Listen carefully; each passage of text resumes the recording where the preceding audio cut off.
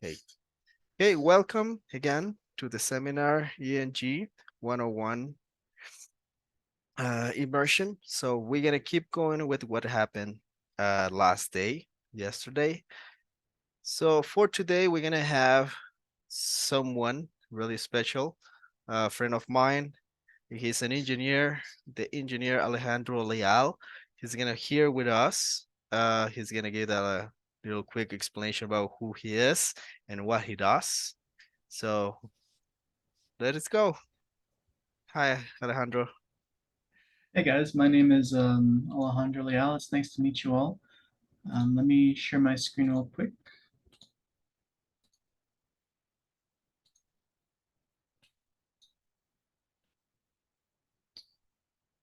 Okay, I'm screen sharing. Let's see. Here we go. So my name is Alejandro Leal. I am a mechanical engineer with a specialization in drafting. I got my degree from UT Tyler in a bachelor's in mechanical engineering. And as of right now, we are currently working with 3D printers. So mostly I work with drafting parts that we use to make our 3D printers, whether it's actually 3D printing or machining. And we'll have either we'll have clients that want to buy our product, or we'll have bigger companies or governments. We have the US Army, who has a few contracts with us. We have NASA. So we're usually pretty busy. It's pretty fun. Sometimes it can be a bit hectic, but it's always quite nice. Today we'll be going over English 101 immersion. So for contents of today, we'll be dealing one with presentation, what I just told you right now, who I am, what I do. The second point is we'll be going over points to follow about an interview, such as how to prepare for the interview prior, what to expect during the interview, and also what to do when you have the job. After that, we'll go over some questions that you'll experience during the interview, and we'll do maybe some practice interviews. We'll ask some people in the call right now to get some practice. We can get those little jitters out of you, and you'll feel more comfortable during an actual interview. For the fourth point, I'll be going over what it's like to work in an environment full of English speakers.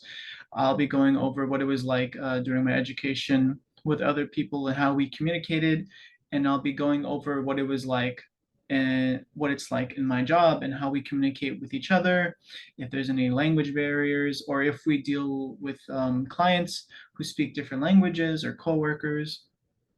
And then in the fifth point, I'll be introducing, no, I won't be introducing. I'll be giving over the reins to Daniel for the next step of English 101 immersion. So the first thing we'll be going over is an interview and what to do.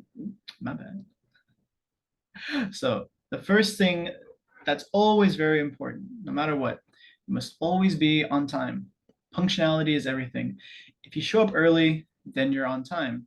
If you show up on time, then you're late. It's usually best to show up 10 to 15 minutes prior to the interview. Most interviewers are ready before the appointed time, so it's best not to keep them waiting. If by chance the interview is delayed for a set period of time, then wait in the waiting room until they call you up. This is very detrimental anytime you go to any interview. If you're late, the chances of you being picked have been reduced to very slim. This is first impressions. First impressions matter very much. Next thing is know the interviewer's name, spelling, and pronunciation. When you apply for a job, companies will either call or email you to inform whether you'll be moving on in the interview process. The person contacting you will usually be a recruiter or a secretary. Make sure to take note of their name, especially during a phone call. If you forget their name, don't be afraid to ask for the name towards the end of the call. You can say, "I'm sorry, could I get your name again?" Or, "I'm sorry, I didn't catch your name. What was it again?" Make sure to say it back to him or her to confirm that you have the correct pronunciation. Afterwards, you can ask if they know the name of the person who will be interviewing you. or people. Sometimes interviews consist of multiple people depending on the complexity of that interview. If instead of a phone call you get an email, the person contacting you will have their name included within the email. If you don't know how to pronounce their name, you can always Google it, use a website such as howtopronounce.com to get an idea of how to pronounce their name. After confirming the interview date with the recruiter or secretary, you can then email them if they know the name of the person or persons who will be interviewing you. It's always okay to ask, especially if it's a recruiter. It shouldn't, you have to take chances with people that this is their job, where it's their job to communicate with you.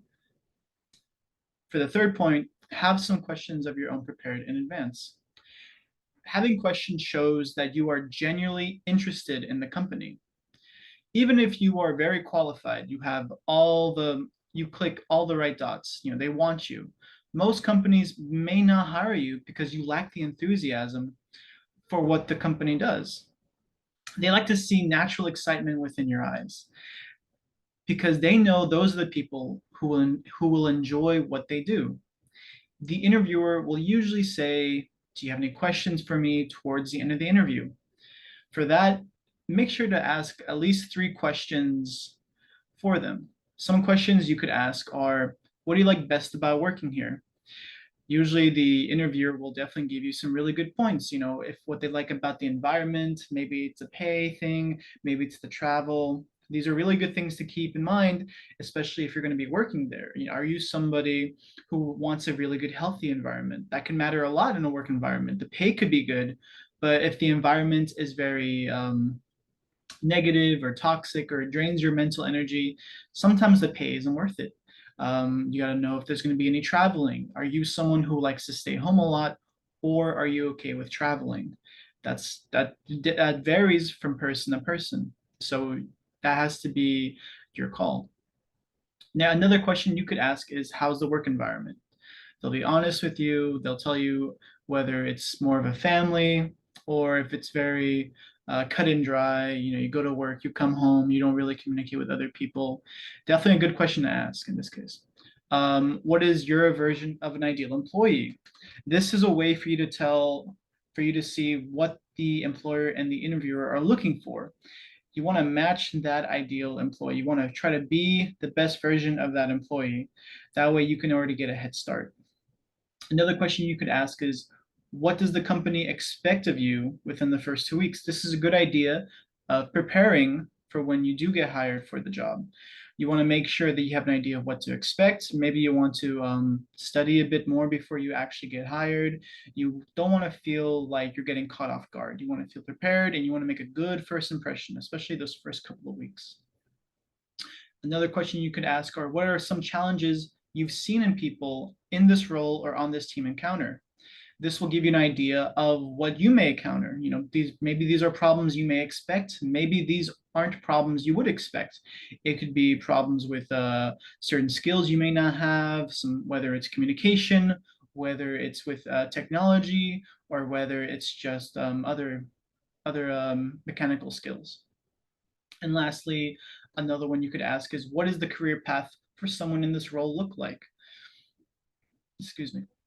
And this is a job that you're really interested in. You really want to know what that looks like, because you want to know if you can continue to grow, whether that's with salary, whether that's with position. Maybe you're looking for more salary, maybe you're looking for a higher salary, or maybe you're looking for a higher up position. Maybe you're looking to get more experience in a particular position and you want to know, how is that internal growth? Is it going to be quick? Is it going to take long? Are you just wasting your time with this company?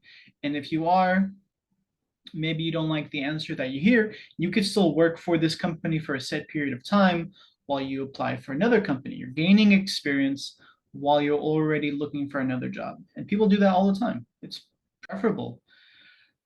Next topic, bring several copies of your resume. When you apply for a job online, you'll have to send your resume along with the application most, if not all the time. Even though they have your resume on record, they will expect you to bring a copy of the resume yourself. The people who interview you are usually busy and don't have time or the resources to gather all the information that they need for the interview. That will be your job. So make sure to bring copies of your resume during the interview. There also may be multiple people interviewing you, so the more copies you have, the better. Preferably a satchel or a file organizer would be a good place to hold your documents. And it also looks more professional as well. You want to make sure that you're keeping track with the outfit that you're trying to use. Most jobs won't ask for your transcripts unless you're a recent graduate or you don't have that much job experience with the job that you're applying for. If you happen to fall into that category, they will ask for your transcripts just because it's another way for them to know if you are the right person for this job. If you put in the work in school, then they'll know you'll put in the work for the job. The next topic we have is have a reliable pen and a small notepad with you. You're going to want to write down anything that has value to you, whether it's networking, impressions, or what you want to improve on. It's best to do this as soon as possible towards the end of the interview, so that way you don't forget. You do not want to write anything down during the interview. During the interview, you are just looking at the interviewer, you're communicating with him or her, you're maintaining eye contact, you have a nice, pleasant, welcoming smile, but nothing too drastic. Sometimes you can look away, that's fine. But anything that they mention, anything that you want to write down, as soon as you're done, as soon as you get in your car, just whip out the notepad and start writing down everything that you want to remember. Especially if you can ask them, let's say, maybe they mentioned that you're a great candidate, but we don't think we're going to go through with you for this process. For that one, you can ask them what are some things you could improve on. That's very beneficial because sometimes you don't know what you can improve on. Sometimes you can't think about the things you can improve on. All you know is that everything kind of blends well. And for the interviewer, most of the time they'll be pretty generous and they'll let you know that, oh, you need to work on this. Maybe it's a communication skill. Maybe you don't have enough experience. And all those things are things that you can fix over time. No one's who they are permanently. They're always changing. They're always getting better. So make sure you write down everything that you can write down. For the next topic, greet the interviewer with a handshake or smile.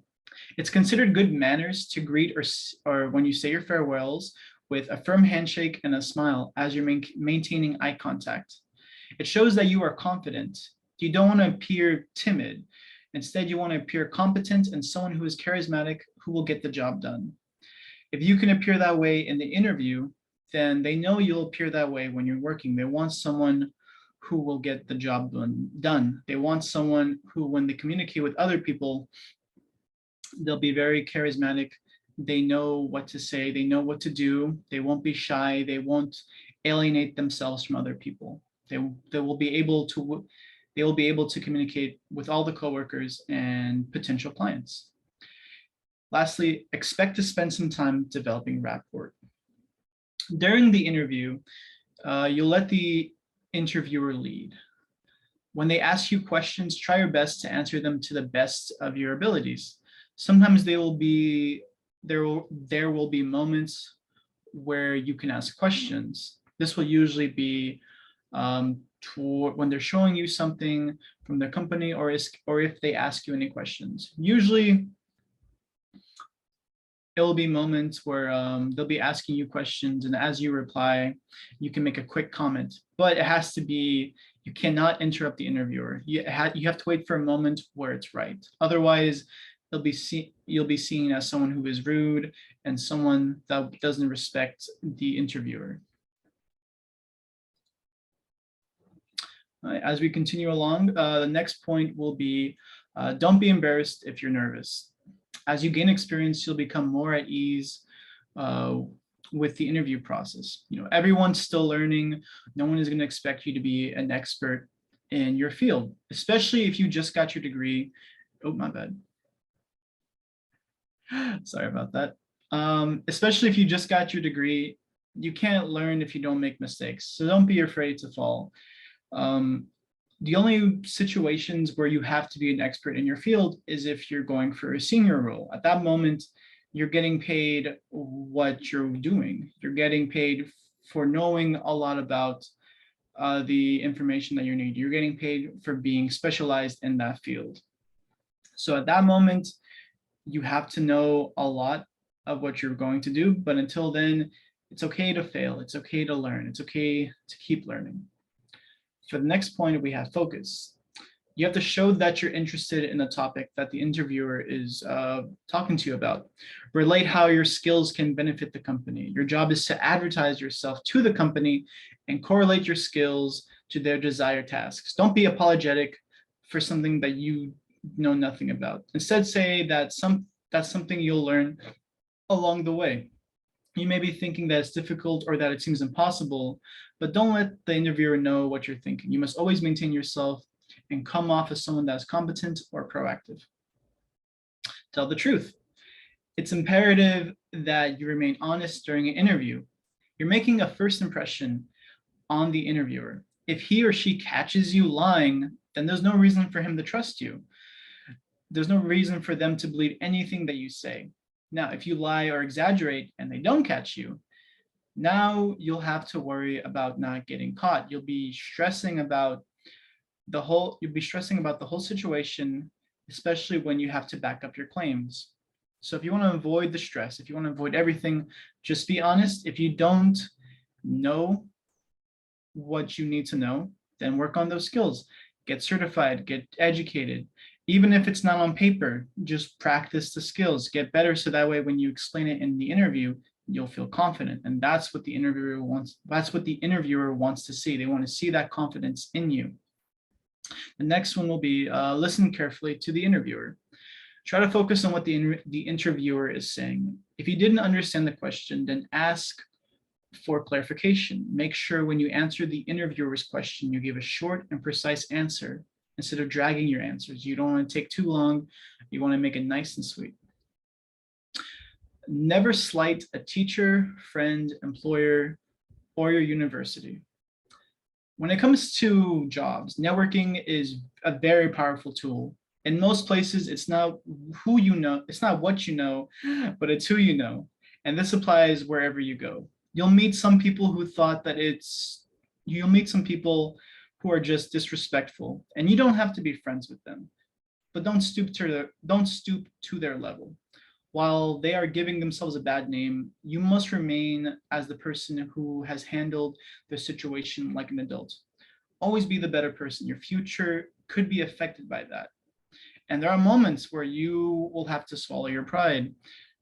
But like I said, that doesn't mean that you have to be friends with them. That doesn't mean that you have to accept them for who they are. Just continue the conversation and move on and just make a good impression for yourself. This is your credibility. This is your brand. This is your title. You have to maintain that because that's how people are going to notice you. That guy is always going to be the rude person, while you're going to be someone who is kind and respectful. Don't be like the other person. Next one though is going to be watch your grammar. Most jobs are going to require that you communicate with customers or coworkers. It's the interviewer's job to judge your communication skills. Even though efficiency is preferred, it doesn't really matter if you can't articulate what you're trying to communicate. So take your time when responding. Even with me, I'm still working on my communication skills. So I have to talk even slower to really pronounce the words that I'm trying to use. And that's fine. It's better than where I once was. And I know I can still get better. All right. Now, this one is common, but not too common. Be prepared for personal questions. Some interviewers may ask inappropriate questions without knowing that it's inappropriate. Some questions they may ask are, what is your credit score? What are your religious views? And what are your political views? If it doesn't have to do anything with the job that you'll be doing, then you don't have to answer the question. The best way to go about it is to reply with, sorry, but I'm not comfortable with answering that question. Remain calm and keep your composure when you are asked questions like these. The next one will be wait for the interviewer to mention salary benefits. You should always research the salary of the job that you're applying for online. They'll give you an idea of where your pay will reside. You can negotiate based on that value. The interviewer will either mention what salary you desire, or maybe a question asked on the application. The interview process can consist of multiple interviews, so they won't mention salaries or benefits until the end of the final interview. If you don't feel comfortable with what they're offering, then speak up and negotiate the benefits and salaries. They have a wide pay range for what they're willing to pay you, but just like everyone, they're trying to save money. When you ask for a higher pay or better benefits, they might ask you why. You'll have to answer with why you think you are worth this much and what you can bring to the company. Don't expect a job offer at the first interview. Most interviews have multiple phases. Don't expect it at the end of the first interview. Also, be optimistic, but understand that rejection is very common. Your responsibility is to get comfortable with interviews, to get experience, and that means you might get rejected. You might get rejected after multiple job interviews, and you'll be discouraged. You'll want to give up, and that's normal. It's okay to feel sad. Take a break if you must for a couple days, but start the process again as soon as possible. There's always another day. And as long as you're willing to learn, then there's always going to be a job that's going to hire you. Close on a positive, enthusiastic note. Always thank the interviewer for his or her time and express your interests in the job and what would be the next step. End it with a handshake, a smile, and leave courteously at the end of the interview. You always want to come off as a friendly person. You always want to end with a big smile. Don't be discouraged. Don't get emotional. Whatever happens, just appreciate the opportunity that you had to be in this interview. Next one is no interview is complete until you follow up with a thank you note. Always email the interviewer a thank you email after the interview. Don't do it the next day. It leaves a good impression and leaves possibilities for networking and applying again in the future if you do it the day of the interview. So this could be maybe 2 hours or 3 hours later. Just try your best. If you don't have their email, you can ask for their email, ask for their business card that usually has their email. All right, here are some lists for common questions that the interviewer will ask you. I'll go over some of them and then I'll ask you guys some questions about them in the sense of I'll ask you the questions that you can answer and just try your best. Don't worry about messing up. There's nothing wrong with messing up. This is just to give you an idea of what it is to answer these questions. And if you don't have the answers, that's fine. That's what the whole process is. The whole process is for you to get comfortable with how to proceed with these questions. So the first question is, tell me about yourself. When you hear this question, you may think of maybe telling them about your hobbies, what you do, what you've done. You're basically explaining your life story. They don't want you to explain your life story. What they want is for you to explain what you've done during your education. They'll be expecting to hear stuff in this, they'll be expecting to hear about your education, your job experience, and the hobbies that relate to the job. Anything that relates to the job, that's what they want to hear. And that's a very, very common question. The chances of you hearing that in every interview is pretty much almost 100%. I don't know if an interviewer will not ask you that question. It's super common. Sometimes it'll be the only question they'll ask you. But it's a very important question. Since this question is a bit vague, what I could do is here's what we can do. Depending on the job that you guys have, I'll ask, tell me about yourself. And the job that you currently have, I want you to tell me what you've done in the past to get that job, and maybe past experiences that you've had before you had that job, whether it was education, whether it was hobbies. So we'll do a little practice right now. And if anybody wants to raise their hands in Zoom, you can. If not, I'll just pick a random person and we'll go on with the experience. That's okay. That's why this is a good learning experience. If you don't, I can't translate in Spanish, sadly. So I won't ask you.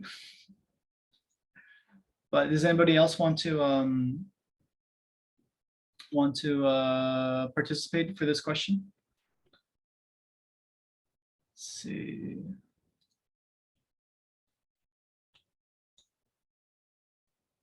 All right. All right, Patricia, let me here. Get rid of this. There you go. Okay, so tell me about yourself. Hello, everybody. Okay, my name is Patricia. I am 32 years old, and I'm a teacher in a public school. And some of my hobbies are listen to music or to paint. And I didn't work at any job I didn't have another job apart from to be a teacher, and this is my only experience on working, um and that's all, I think. Nice, thank you, Patricia. What kind of teaching do you do? I teach English to primary students. Nice, that's great. So with that in mind, great start. Love the introduction, love everything. For the hobbies, the singing, you said you listen to music, or was it singing? Listen to music. And what was the other one? Painting. Painting. So I do know that when it comes to children with English, I think you do want painting in English. For another job, since I don't know much about English teachers, I don't know if those hobbies are something that they want to hear, but I do know that when it comes to being an English teacher, especially with younger children, you also have to be very interactive. There will be painting involved. Sometimes there'll be music, because I do know that in middle school, for me, we had to make structured sentences with music. We had to choose different words, different choruses. So at that moment, I don't know. Actually, no, I think it was good. I think as long as you're explaining how you use those hobbies to relate to your work, then I think it's a really good explanation. Thanks, Patricia. Okay. Nice. For that one, definitely with music, that'll definitely come in handy. And painting, I know that'll come in handy with writing. So those will definitely be very beneficial. Now, the next question is, how did you hear about this, or how did you hear about this position? That one's usually pretty common. That one's usually pretty short. It's pretty simple. You just have to be honest. You heard it from a friend. You heard it from word of mouth. You heard it from a job finding website. So just be honest and just tell them where you've heard it. Third question is, why do you want to work here? Now, this one is a bit tricky, because most of us, usually when we apply for jobs, because like with Patricia, I know that as a teacher, that takes a very particular person. You have to enjoy teaching. You have to want to be able to help people, help children. So as a teacher, I can imagine that, why do you want to work here? You would say, well, I won't ruin it. If you want to go again, we can. But as a teacher, I feel like that could be a really good question to answer. But for most people, what they would want when they are applying for a job, they're going for the pay. But you can't tell the interviewer this. Your answer should relate to why you find the job enjoyable and why you want to dedicate your time to their cause that the job focuses on. The interviewer wants to hire somebody who enjoys the job, which means that you'll perform the tasks with enjoyment. This is a particular question, so we can try it out. Why do you want to work here? So anybody that's willing to, that wants to participate, that wants to say why do they want to work at the job that they currently work at. So if anybody's willing to participate, let me know. If not, I'll just click on a random participant.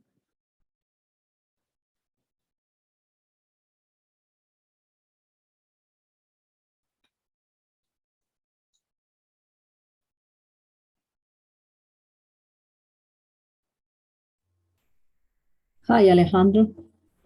Hey, Nursey. So did you want to participate? Yeah.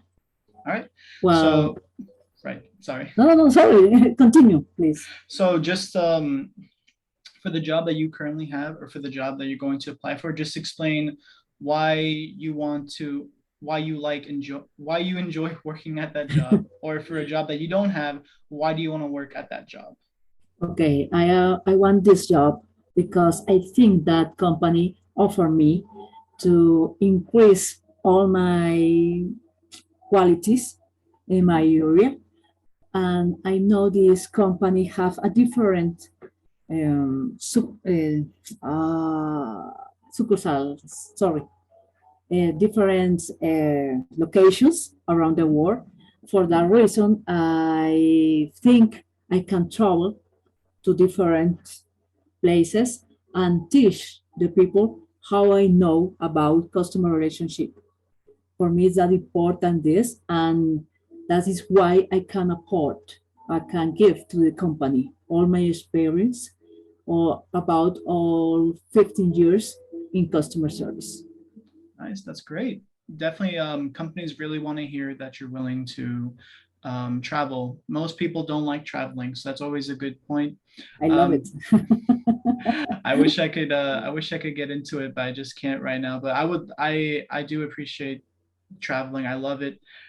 Just as a job, I just can't do it at the moment. But I know it's really fun to travel and meet new places, especially if they're wonderful places, not too dangerous.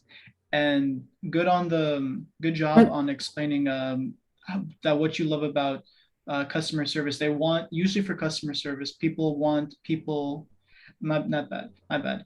The company wants people that their main focus is customer satisfaction. They want to help people. They want to be there for them. Yeah, So I am a people person. Then that's great. That's exactly what they want to hear. 100. Yeah. Thanks, Nursey. That was is it Nursey? Yeah, it's Nursey Mariana. Thanks, Nursey. That was okay. That was great. Okay, thank you. No problem. The next question is, why did you decide to apply for this position? It could be that your skills match with the job. It could be that you enjoy this particular job, but you can't just say you enjoy it. You have to give a reason why you enjoy it. So for here, I'll give you an example for this one. So for me, like, why did I apply for my job? I applied for my job because I focused a lot on CAD drafting after I was done with school. I got certified and I watched a lot of videos. I did a lot of practices. I did a lot of practice runs. I did a lot of models. I eventually cold call a place and they told me they were looking for drafters, and I applied. I did a little test and I passed. And with that in mind, what I do right now, I do enjoy drafting models. I enjoy creating models. I want to get better at it. I want to be better at creating more complex models with like sculpting, making it as accurate as possible, even though my OCD when it comes to making things perfect for my drawing does get in the way. So I have to learn to kind of accept the fact that there will be some variances, some tolerances when I'm making my drawings. But for that in mind, that is the reason why I decided to apply for the job that I'm at right now. The next question is, now these are very common. What are your strengths? Wait, not that one, not that one. Hold on. What are your greatest strengths? And also, what are your strengths and weaknesses? Those kind of intertwine. People might ask those two different questions, but it's usually about the same. What are your greatest strengths? These could be traits such as communication skills, leadership, analytic skills, and computer literacy. It really depends on the job and what it's asking of you. Don't put skills like punctuality and honesty. Anything that's kind of automatic, you shouldn't put on your resume. You're taking up space. You want to put skills that they're looking for, skills that they're hiring for. Anything that you can already do automatically, you should not put those on your resume. For question six, what are your strengths and what are your weaknesses? Your strengths are usually an easy list for most people, like the ones I just mentioned. But weaknesses are tougher to express because even though they're a negative aspect of yourself, good problem solver, yeah. You have to be a good problem solver. You have to be able to think quickly. You have to be able to be a creative thinker, think outside the box. Because usually sometimes a problem could be solved just by being able to think out of the box. If you can't solve it, it could take hours and you have to take a step back and come back. Thanks, Darcy. So for the weaknesses, the reason why they're tougher to express is that because they're negative and you don't want to put yourself in a bad view. So when you make a point about your weaknesses, you have to lead to a point where it's a weakness at the moment, but you're working on fixing it. For example, you could say that you find public speaking intimidating and that you're struggling with presentations, but you're taking a course on public speaking to become more confident and learn to structure a speech effectively. Another one is that you struggle with self-criticism and you can become obsessed with perfecting your work after receiving notes from a supervisor.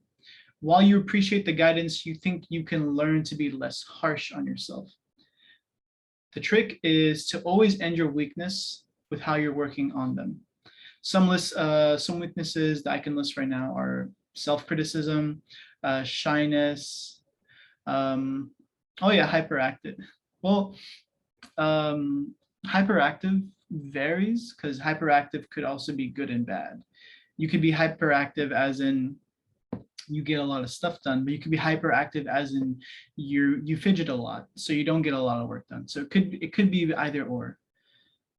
So for weaknesses, you have self-criticism, shyness, lack of knowledge for a particular software, public speaking, the inability to delegate, and lack of confidence. So I'm going to ask one question for this one. What are your strengths and what are your weaknesses? Even if you can't answer it not correctly, even if you can't answer it to the best of your abilities, it's trying that matters. Even if you get it wrong in a way that an interviewer may look down upon it. All right, Patricia, I got you. Okay. So Patricia, tell me your strengths and weaknesses.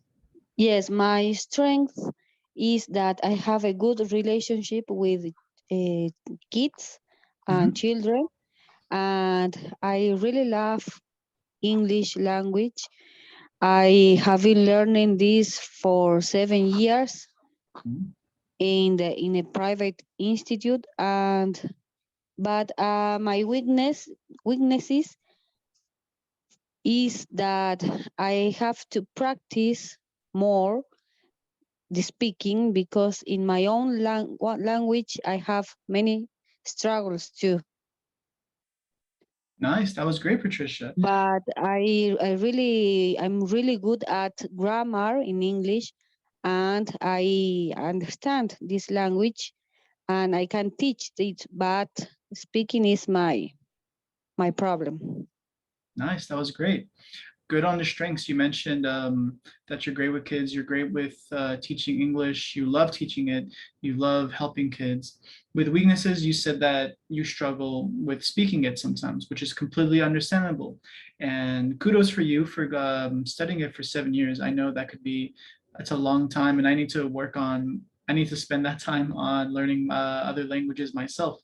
So I'm very grateful that you've done that for yourself. So with saying that you're bad at communicating in English. So that could be maybe because you don't have people to practice with. I understand that's usually a main issue. People, if you don't have anybody to practice with, you can't, no one can tell you how to get better. No one can tell you if you're using the right words, or you just don't get enough practice with it. You know, you practice in school, but the way I've done it with my career, with my education, even if you practice in school, if you don't get any real world experience, it still doesn't feel like it's completely complete. So with that one, you can say, "Oh, I'm not good at speaking. I'm not good at I'm not good at speaking English, but I'm currently taking classes and I'm currently studying." So, like you said, you've been studying English for 7 years. So you could say that I'm not good at speaking English, but I'm currently taking lessons or practicing over time. So that way it's a negative that leads into a positive. That way, no matter if you have weaknesses, your weaknesses become your strengths. Thanks, Patricia. For the next question is, what do you know about this company and organization? So for that one, it's pretty important because when you apply for a job, it's always good to research the company. You have to know what the company's about. You have to know what their ethos is. You know, what do they focus on? What are the what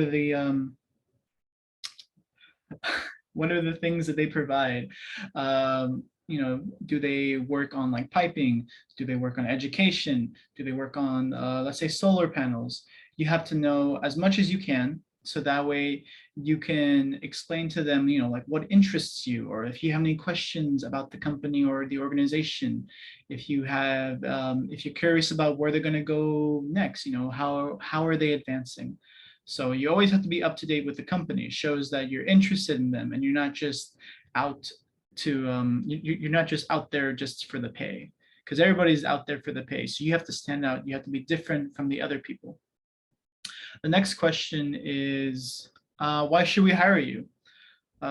Same thing. At this moment, you're naming things that you've done that relates to what the company is looking for, and you're stating what you can do for the company. The company's main goal is to make money. So you have to explain to them how you can make more money for them. That can be very difficult because you basically have to know what the company is doing. You have to know how they make money. You have to be able to correlate your skills with what they're looking for. You have to basically explain in projects or with schools, or how you attract customers, how you attract clients, or how you can provide a profit for the company. So that one takes a lot of research. It takes time, it takes practice. But if you can get that, then you're well on your way for advertising yourself to the company. So that way they know that you're a possible candidate that they want to hire. For the next question, what is your greatest accomplishment? This one's a bit difficult because your greatest accomplishment can vary. Maybe you haven't reached it yet. You know, your greatest accomplishment should relate to what the company is looking for. If you can't name anything at the moment, then you can still work on your accomplishment, whether it's a project or a certification, as long as you're working on it. You just have to keep going. If you can't name it now, then just say what you can. That's all that matters.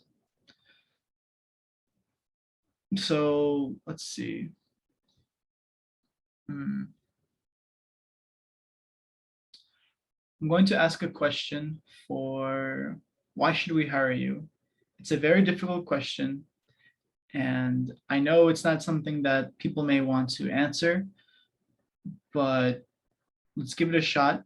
Even if you don't feel like you're going to answer correctly, that's perfectly fine. Just try your best. Try to get a feel for what you're trying to say. So for let's say the job that you're at or the job that you're applying for, why should they hire you? So if anybody wants to participate, that's fine. If not, I will pick on somebody at random.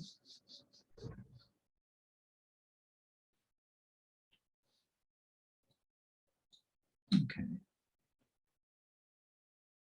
All right. Do you want to go again, Patricia?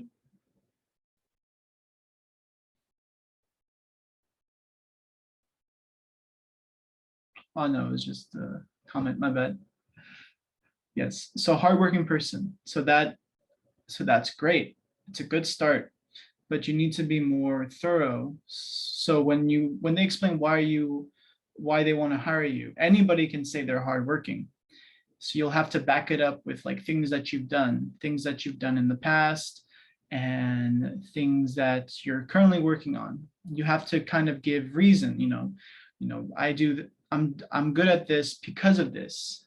I say this because I did this, because I did that. You can't just say, I am this. You have to explain why you are this, what you've done in the past that makes you this. That's how it usually would work. Here, let's try. Oh, here. Oh, Nursey, did you want to go? Yeah. All right. Okay. One, my best accomplishment, I reformed all the area of customer service in a big company around the world. For me, that was very important because the laboral, the relationship between my people, my team, was very, very hard, very struggle. It's not okay. For that reason, I make all the possible. I make courses, I make seminars with them. I try to get better all these relationship, increasing in 90%. For me was so amazing.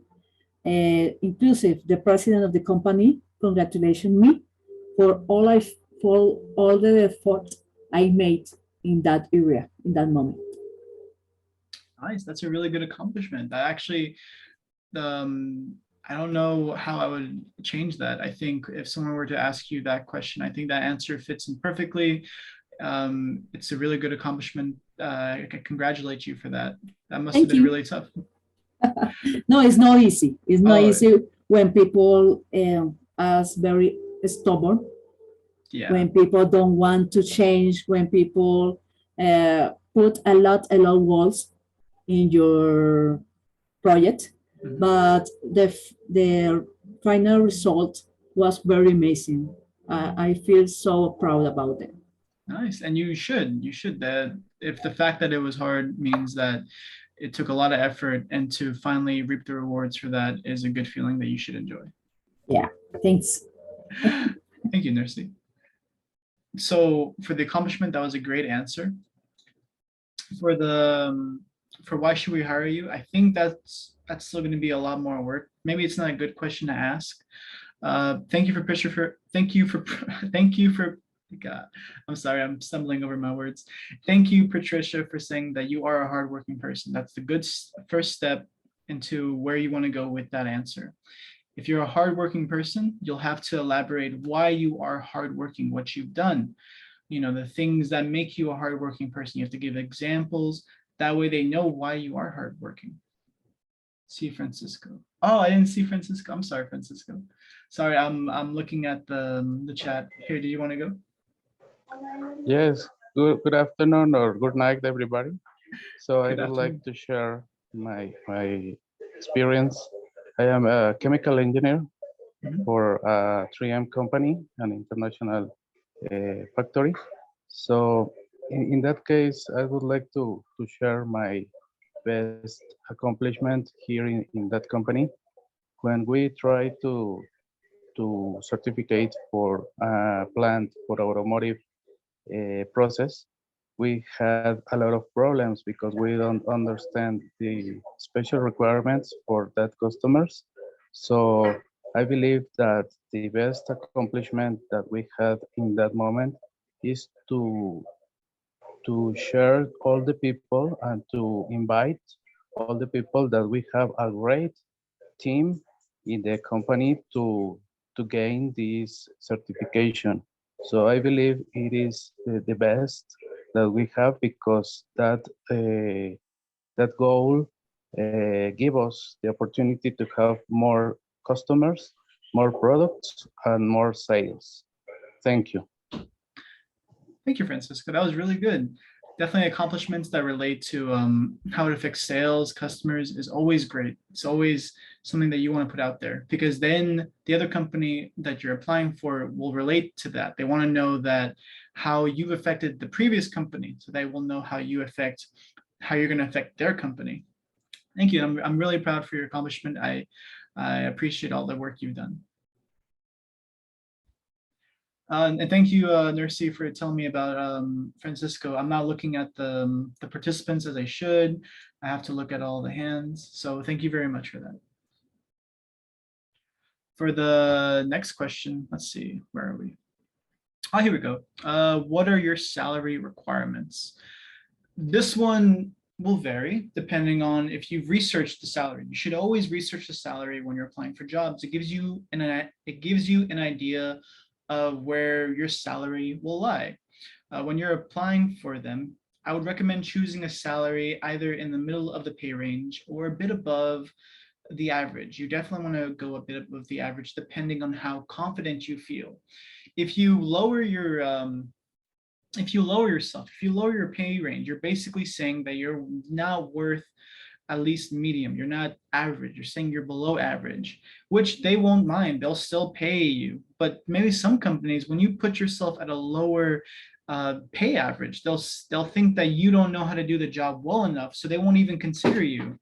You have to be someone who knows your worth, because if you know your worth, the company will know your worth as well, and they'll be happy to take you on because you know how to get the job done.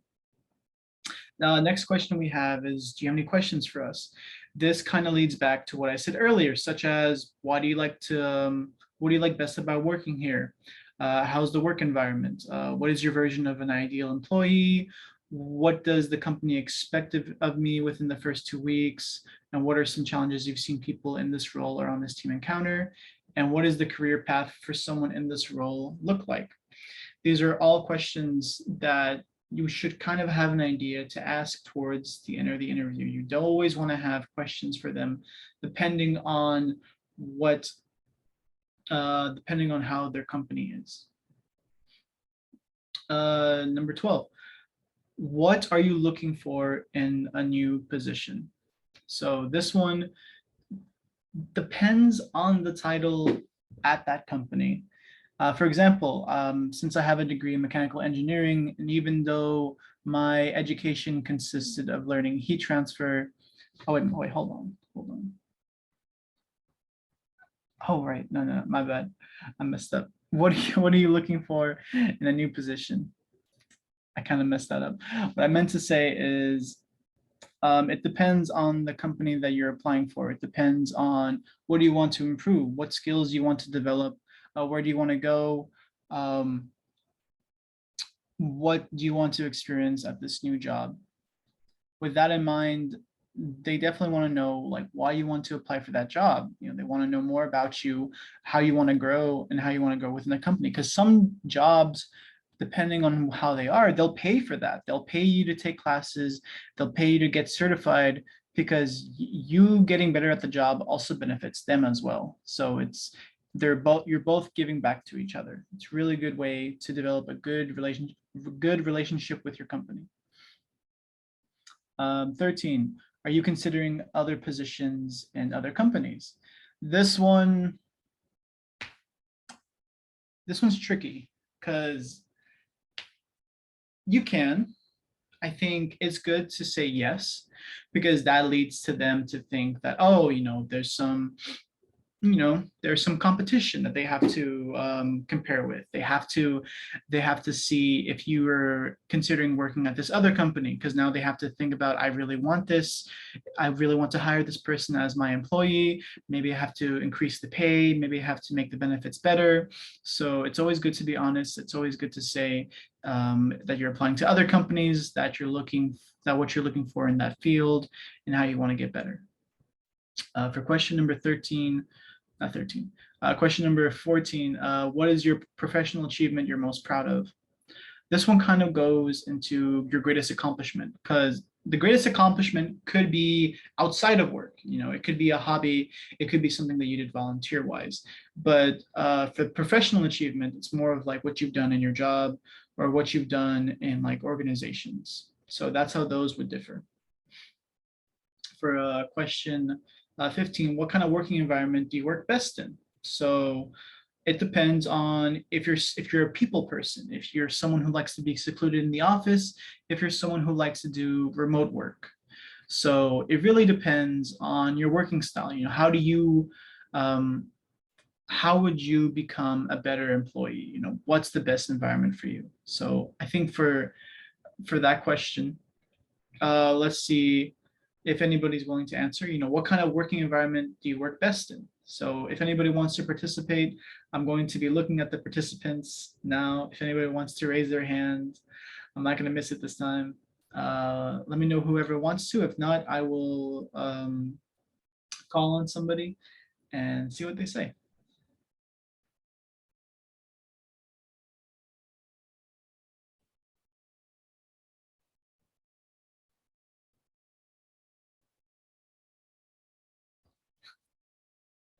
All right, we have Nursey and Francisco. All right, we'll do Nursey first, and then we'll go to Francisco. Well, for me, right now, I want to work remote because I have the capacity to organize my schedule and leave me more time to do other things. I want to do like spare time with my family, with my boyfriend, hiking. I practice hiking. I love it. And I want to do more hiking. I have 15 years experience of working without vacation. And I think right now I need to take a break. Work, but a lot rest too. I'm really tired right now. But right now I prefer remote. But if the opportunity, if offer me a great opportunity, a great job, I consider that too. That's great. It's always good to keep your positions open. Definitely remote work makes more sense for customer service. There shouldn't be a need for you to technically be at the office all the time, and you can negotiate that with your job. I'm pretty sure with the amount of years that you have in experience, remote work should be fine, especially if the company wants for you to be in a good mental state. They want to make sure that you do your job well. If this means that you're going to do your job well, then I think it would be advantageous for them to say, yes, we would like for you to work remotely. I don't know. My last 10 years, my customer service only was in emails and phone calls all the time because I am in my office, but people don't see me. I work in an industry and I have to talk with different people around the world and I don't have to see them. Right, exactly. Exactly. You're still on the phone call, but you can still do that at home. It doesn't necessarily get in the way. You're still going to do your job very well. So as long as you communicate that, then it should be fine. The principal, sorry for interrupting. That is my my flow. I interrupt people. I don't know why I do that thing. I try to not do it, but I do it. No, it's okay. Me and my coworkers, we always do it every now and then. But as long as the intent is more of apologetic, we always say sorry to each other. We don't want to step on each other's toes, and it's perfectly fine. Everybody always makes mistakes. Okay, but I told you, my work is so practical to do in office or remote or inclusive in front of people. I started working in front of people and maybe it's so difficult because you have to learn what they say and the body say too. You know, it's not the same. Yeah. But the face is so angry or so bad, and you thought, oh my God, they're gonna kill me. Oh my God, what I do? Well, is that my apport? No, I completely understand. I have experience with other people when they have a very angry look on their face, and it's just you're gonna be fine towards the end of the day, but when you're interacting with that kind of person, it's the worst. Yes. It's Oh not fun at yeah. all. Oh yeah. Thanks, Alejandro. Thanks, Darcy. Thank you for that. That was great. All right, and next we have Francisco. So Francisco, whenever you're ready. Okay. Hi again, Alejandro. So in my opinion, since we had the pandemic, we need to change the way to communicate for different people around the world. In that case, for me, in quality area that I am in charge for supervisor, I need to communicate different ways for the customers, for the people inside the factory. So I need to explain, try to explain in by different ways. So, for example, by this way or platforms like Zoom or like Teams by Microsoft, we need to communicate that the way that we need to work. Uh, in fact, I had a technicians in the factory uh, that I need to communicate some activities that they need to do it. But in fact, I believe that this way or this problem of the pandemic uh, obligate to change the way to communicate. So now that we can come back to the factories, that you can talk directly or with the people. I believe we need again to return to to communicate in directly way with the people and need to understand the necessities or the requirements that they have to do it for the factory. Right, and I also agree with you in some sense, mostly because sometimes um, over you were mentioning about communicating in person rather than in Zoom, right? Or just communicating in general. Yes, yes, right. Right. So with that one, I agree. I don't know why or how it works, but I do know that when it's over a meeting online or Zoom, for some reason, the message takes a while for it to get across. But if it's in person, it's fast, it's quick, or it's very direct. So you don't spend a lot of time communicating. And even with my job, I've come to realize that the biggest issue with my job is it's a communication issue. There's always either one person knows about it, the other person doesn't, or it's getting misconstrued. So, and it usually gets fixed whenever it's in person, whenever I talk to them right then and there instead of emailing them or going over a meeting. It takes way too long. There's a lot of time being wasted. So for that one, I agree. And I think that was a good example. Thanks, Francisco. Thank you. My pleasure. All right, we have one more question. Where do you see yourself in 5 years? So that one can be a bit complicated because not everybody knows where they're going to be in 5 years. Where you think you're going to be in 5 years now could differ from where you want to be in 5 years, 5 years from now. It can depend on the skills that you want to learn. It can depend on where you want to be. It could depend on family. It could depend on many things. So where do you see yourself in 5 years? It varies. It varies from company to company. Most companies, when they ask you this question, they definitely want to see you improving in your current skills and maybe even getting better in their company. If I'm going to hire you, I would feel a lot better if you're going to be improving yourself for my company, but I understand that that's not always the case. So if you're at least, maybe if you don't want to say for their company, if you can at least say that you want to develop your skills, a particular set of skills that you're working on that can also value their company, that's also really good. You want to make sure that it's valuable to you, but also valuable to your company when you mention where do you see yourself in 5 years. Now, before I go on, Daniel, are you still there? Sure. So Oh. I know that I've gone over the time limit. I just wanted to know if I just wanted to know if should we transition to your part or should I continue on? I don't know how long it's gonna take. Yeah, you can continue and let me know. As long as it's in the last, you have 10 more minutes. 10 more minutes, 10 more minutes. Okay. Okay.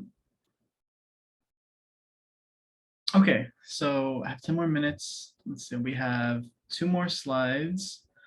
Let me go over the slides real quick, and then I'll probably ask one more question about where do you see yourself in 5 years? So until then, think about that question. If you don't know where you see yourself in 5 years, that's perfectly fine. No one usually does, but it's always good to practice. It's always good to have an answer ready for a company if they ask you that question. So this is when you're working with other, this is how you interact with your coworkers. So how to interact with your coworkers and your experiences at work. So when you first meet your coworkers, it's best to keep everything formal, be respectful, and be kind to your coworkers. A good start is always greeting them in the morning with a good morning as you're passing by. You always want to be someone who's very open and very comfortable to talk to. You want to have a very inviting aura about you. After some time has passed, you can start getting more comfortable with them and start acting casual around them. But that depends on the people that you're working with and the work environment. Sometimes that's not how it's supposed to be. So it's going to vary, but definitely try to be very inviting. Now, how to interact with your boss. This could be a bit different. You always have to be on your best behavior when your boss is around. You need to look presentable. You need to be respectful. Your boss is not someone that you can befriend easily. They're your higher up and you are their employee. You could get chummy with them, but your boss always wants to know that you're working hard. You always want to make it seem like that you're busy. Don't even make it seem like you're busy. Just be busy. Be focused on your work. If you're focused on your work, time will fly by really fast. And if you're focused on your work, that will make your boss happy. Now, are your studies from your education being applied at work? Now, this can vary greatly depending on the job that you've applied to. So for me, it varies because I have a degree in mechanical engineering. So even though my education consisted of, let's say, heat transfer, thermodynamics, stress calculations, and fluid dynamics, my job consists of mostly, CAD drafting and using FEA software to do our calculations for us. We're not really doing a lot of hand calculations unless it's needed. And recently, I had to I had to create electrical duct that had enough airflow to cool down the live circuit board. So for that one, I had to review a concept of Bernoulli's principle to make sure that I didn't actually have any choke holds, or not choke holds, that I had any chokes within the electrical duct to allow airflow. So it's definitely going to vary. All I can say is that not everything in your education is going to be required for your job. It just gives you the opportunity to apply to different jobs without worrying about job scarcity. Working most of the time is easier than being in school. So if you can survive to get your degree, then you can make it anywhere. Now, as long as you're busy, there's no reason to stress. When you start your job, you may want to overexert yourself and be as productive as possible. The problem is that you may burn out after a few weeks and copy negative working habits from your coworkers. Just because you see them slacking off doesn't mean you should do the same. If you start to slack off, then you'll get behind. If you get behind, then you'll be stressed out. And if you're stressed out, that might affect your mental health. As long as you do what you need to do, there's no reason to worry. Now for slide 9, during my education, during my college years, I spent most of my time studying and reading in the library. So my communication skills were horrible for the first 2 years. Once I started working on my engineering courses, I had to collaborate with colleagues, and my communication skills got better over time. They still need a lot of work, but they still got better over time thanks to my class projects and thanks to all those presentations where I got to practice public speaking. For communication in a working environment, the title that you apply for will determine how much communication will be involved in your daily life. So let's say Nursey, she talks to a lot of people. Patricia talks to her students. And Francisco, he talks to some of his coworkers. So it varies differently, it varies drastically depending on what your job is. I know my coworkers who they dread customer service because they not only have to speak in a fluent manner with the customers, but the customer might be rude, as Nursey was describing it. It's a horrible feeling. It doesn't make you feel comfortable, but some people are really good at it. But as some of my fellow coworkers, my fellow engineers, they're just not good at public speaking. They're not good at communicating. They prefer to be in an office and just working on projects. It varies. And what stinks is that you can't be rude back to those customers. You have to think about where you are. You just have to communicate properly. Now, if you're communicating with just your coworkers, then you just need to be familiar with certain terminology, and also high-end clients. That's usually who you have to worry about, more or less. And then my communication at work, from my day-to-day job, I've been able to develop a relationship with my coworkers. Usually we'll make jokes while working, but we ask each other questions such as, how to make multi-bodies into a single body for a part, not an assembly. We'll be talking about developing G codes for controlling temperatures of our bed plates for our 3D printers. We'll go through different types of tolerances such as cylindrical and profile tolerances, so that way our machinists can make the right parts. Sometimes, though, our boss will email us back with tasks that have vocabulary that we haven't seen. So out of fear, we don't want to look dumb in front of him. So we'll do research to find out what he meant. If we can't find anything, then we'll bite the bullet and end up emailing him about it, but we prefer not to. Our boss also has a way of giving us notes. It's really good criticisms. He means the best, but sometimes it can sound like he's mad or he doesn't want to deal with us.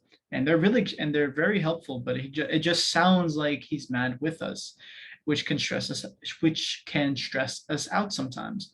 Thankfully, though, we've talked to our manager and she says that's just how he communicates. There's nothing to worry about. That's just how some people talk. So just because someone is talking to you in a way that may seem like they're mad, don't take it to heart. Just take what helpful criticisms they have and then work and just keep working on what you're doing. And as long as you keep improving, then they'll be happy. Okay, it's before I continue on, Daniel, do I have time to ask one more question, or because? Oh, sure, you still have some time. You have. All right. So last question. Where do you see yourself in 5 years? It's a very difficult question. Do your best. Whatever you think is here. Hold on. I can't see the chat, and I can't. There we go. All right. Okay, Nursey, I see your hands up. Where do you see yourself in 5 years? In 5 years, I see myself with a big company, my own company. Oh, nice. I moved to another country in front of the coast, my house, with my dogs, my cats, and working a lot. And not too much employees, a few, but really, really good workers. And what else? I don't know, maybe married, maybe, I don't know, maybe happen, maybe not. Well, we have to wait for that. That's in that moment, in 5 years ago, 5 years to the future. That's great. Thanks, Nursey. Definitely being able to say that you want to have your own company shows a lot of ambition, which a lot of companies desire, because if you're trying to make your own company, that means you would also have the skills of trying to figure out how that company is trying to make money. So I want a company of consultants, CRM consultants. Right. I want that. Though that's usually highly desired, especially depending on the brand, how you spread your name. If you can spread your name and advertise yourself really well, then it's a very nice company to have. Thank you. And I really I'm going to be rooting for you. Hopefully you'll be able to get what you want in 5 years, then you'll get married. I don't know. maybe yes, maybe no. Maybe just we went to live together. Maybe you could do could do a 5-year contract. You can say like, I'm willing to spend these next 5 years with you. You come back after 5 years, decide like, do you want to renew this contract? Yeah, that's pretty good. I don't know. Most of people get married and the year Mhm. they separate. Oh, yeah. Well, it's so crazy that I want to be sure about my partner Mhm. if I will accept. Someday he proposed to me. Oh yeah. Don't rush into it. Take your time. No. Yeah. And I promise everything will work out. Okay. Thanks, Alejandro. Thanks, Darcy. Thank you so much for your example. That was great. Thank you. Let's see. Okay, we have one from Patricia. All right, Patricia, where do you see yourself in 5 years? Yes, I see myself in 5 years working at the same school and traveling abroad with my family, my husband, and my 2 children, I hope, and to know another country or another place with them. I hope. Nice, that's great. Definitely, if you want to hope, then you have to try really hard. Because I know that I've definitely had hopes for certain things as well, but it's going to take a lot of effort. You're going to have to try a lot, but I know that you can get to that point for sure. Okay, thank you. My pleasure, Patricia. Thank you so much for your example. That was great. All right.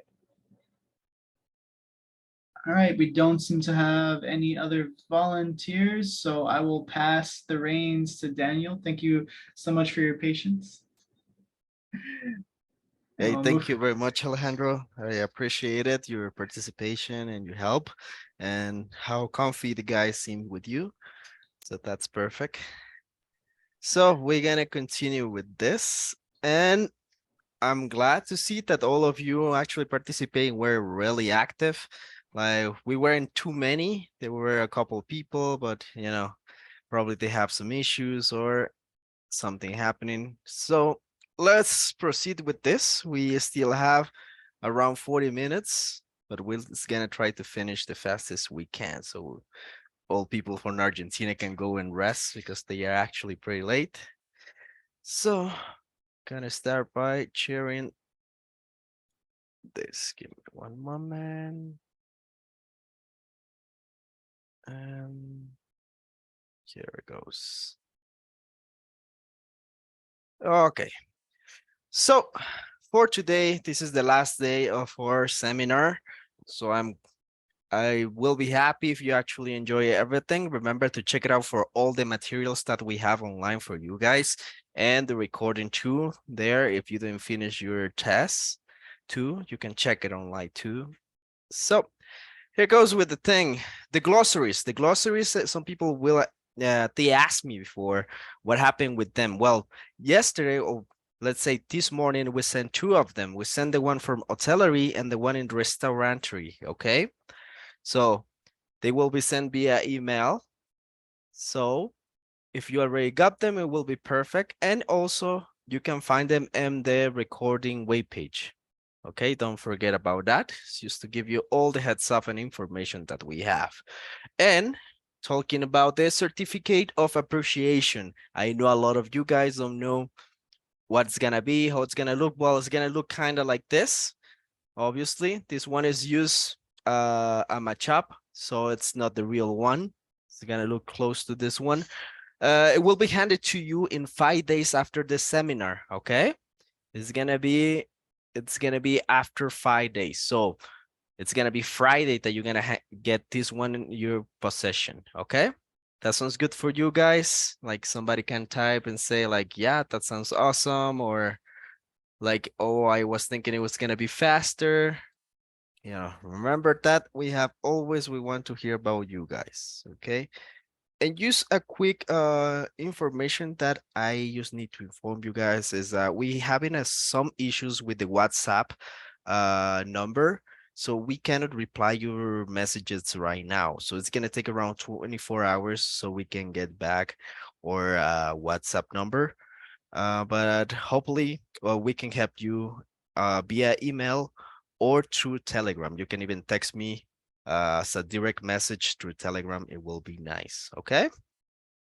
So let's continue with this. And the next one that we have is this one. This one is the plan that we will be presenting to you guys, but this is the complete plan, okay? There is multiple plans for every single one of you. Yeah, this one is what is ENG 101 immersion. This is a complete and will be expanding gradually. What it means by gradually, we'll be adding a lot of information, a lot of material, and a lot of practice to you guys, okay? So you can get better. Yeah, all this part is gonna be obviously is a pay course, okay? That you have to pay for it, but it will depend really in what exactly what you need.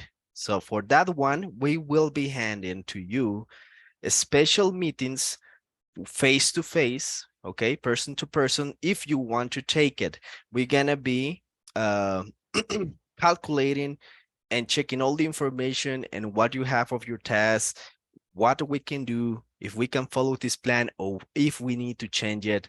Yeah, as you can see in the plan, for example, for A1, we have the greetings, knowing more, verbs, adverbs, going out, things that you can say when you're traveling, the numbers. Obviously, it's really important how to use the numbers and the counting and everything.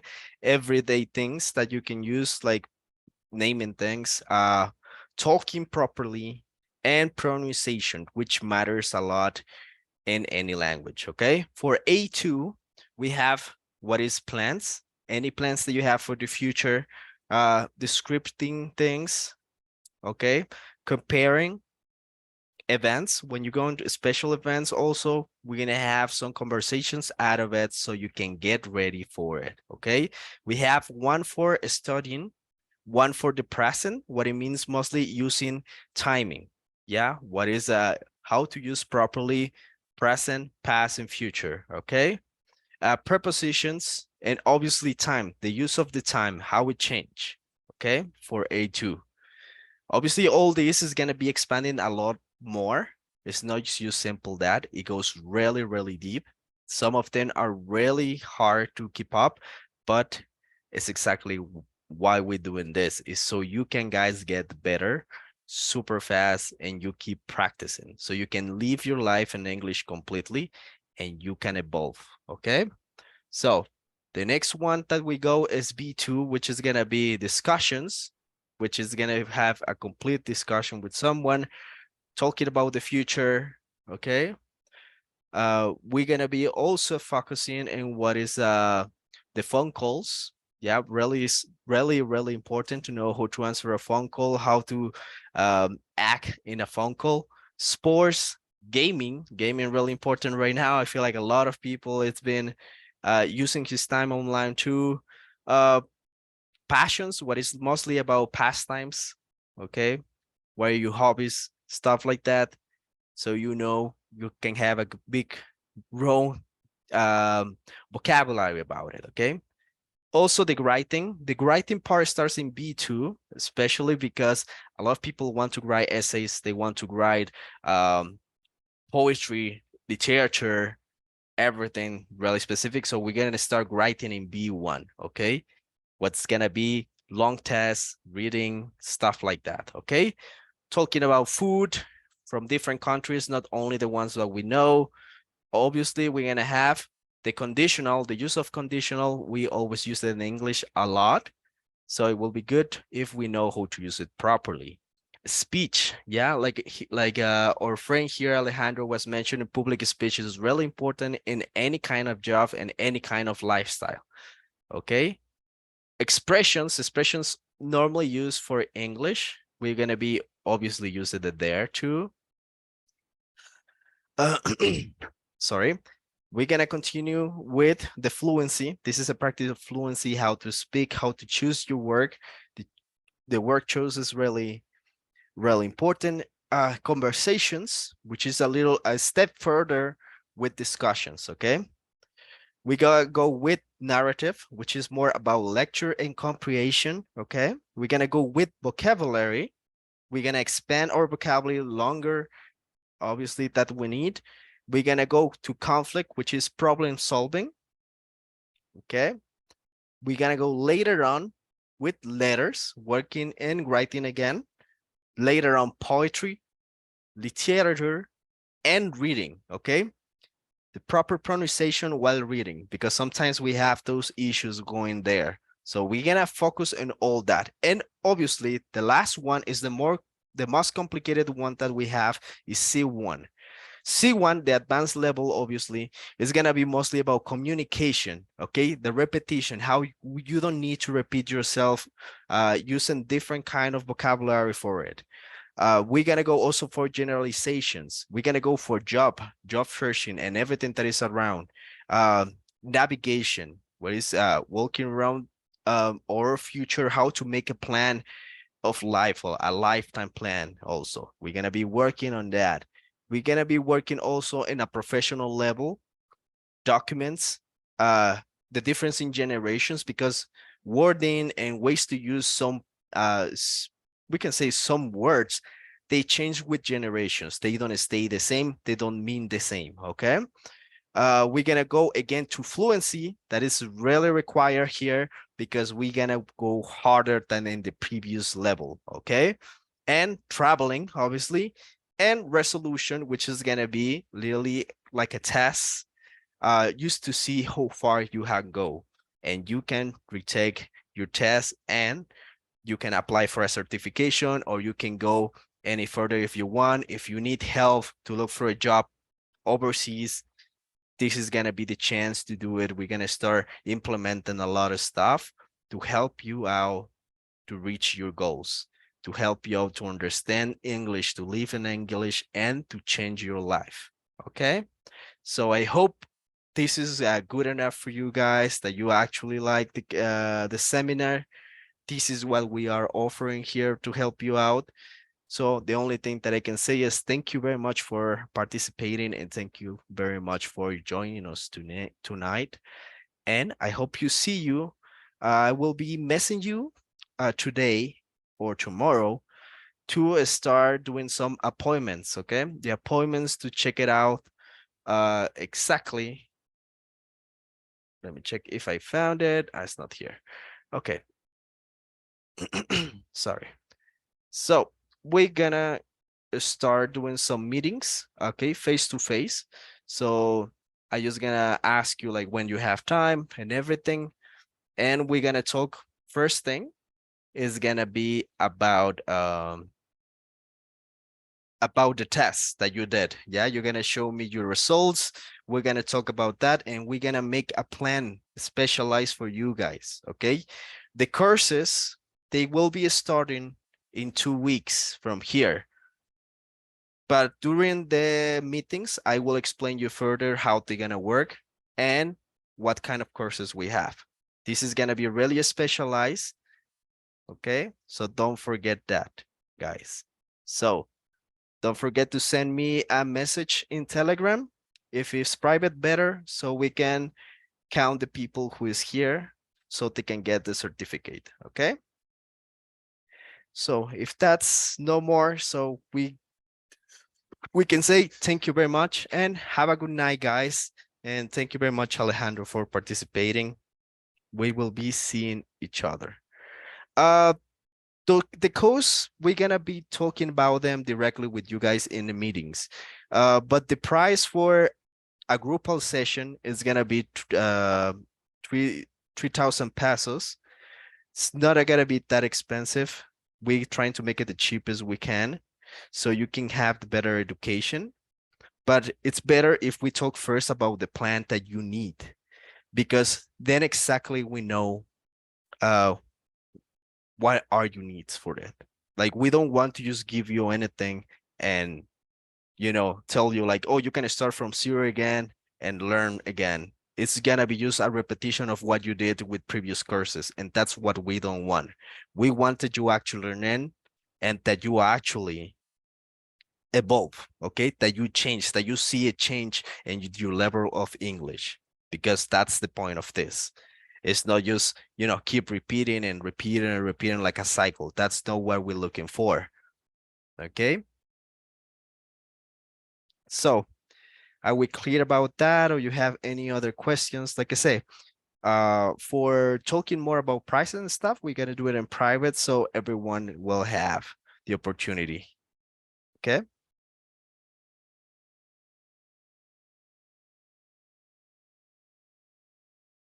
So if there is no any more questions, we can proceed to say thank you very much, guys, then. So how many people we have here? Okay. It was nice meeting you all. Yeah, okay. Thank you very much. Don't forget to send me a message, okay? So we can count you guys. Okay, we can help you out with that. So I will be texting you anyways, and when WhatsApp comes back again for me, at least for the company, we will start messaging you in WhatsApp again too, so we keep our communications open. Okay. Well, thank you very much, and have a good night, guys. See you later.